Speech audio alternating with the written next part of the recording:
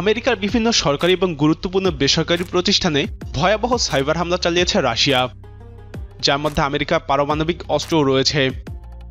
মার্কিন জ্বালানি দপ্তর এই হামলার কথা নিশ্চিত করেছে। বলা হচ্ছে এটা আমেরিকার ইতিহাসে সবথেকে বড় সাইবার হামলা।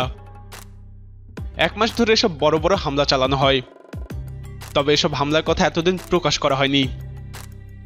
হামলা শিকার প্রতিষ্ঠানগুলোর 80%ই যুক্তরাষ্ট্রের। বাকি প্রতিষ্ঠানগুলো তাদের মিত্র কানাডা, ব্রিটেন, ইসরায়েল এবং সংযুক্ত আরব আমিরাতের। এই হামলার জন্য সরাসরি রাশিয়াকে দায়ী করেছে মার্কিন পররাষ্ট্রমন্ত্রী মাইক পম্পেও। তিনি বলেন, আমরা এটা পরিষ্কারভাবে বলতে পারি এই ঘটনায় রাশিয়ার হাত রয়েছে।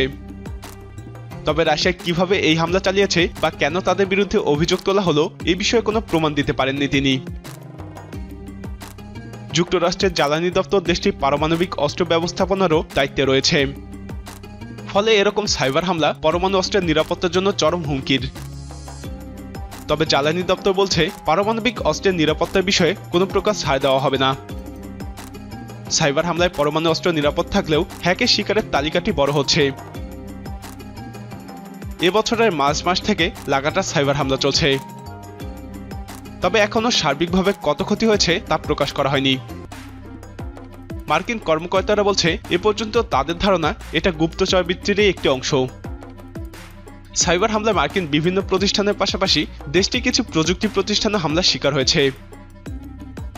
হামলার পিছনে রাশিয়া সরকারের হাত রয়েছে বলে পম্পেও দাবি করলেও রাশিয়া তা অস্বীকার করেছে। আমেরিকার এরকম অভিযোগকে ভিত্তিহীন বলছে দেশটির পররাষ্ট্র মন্ত্রণালয়।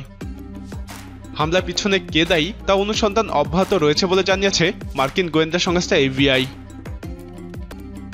প্রিয় দর্শক, এই হামলার পিছনে কার হাত থাকতে পারে বলে আপনি মনে করেন? আপনার মতামত কমেন্টে জানান। এরকম আরও আপডেট পেতে আমাদের গল্পবাদ চ্যানেলের সাথেই থাকুন। এই ভিডিওটি ভালো লাগলে লাইক বাটনে ক্লিক করুন। ভিডিওটি আপনার বন্ধুদের সাথে শেয়ার করে তাদেরকেও এই হামলার খবর জানার সুযোগ করে দিন।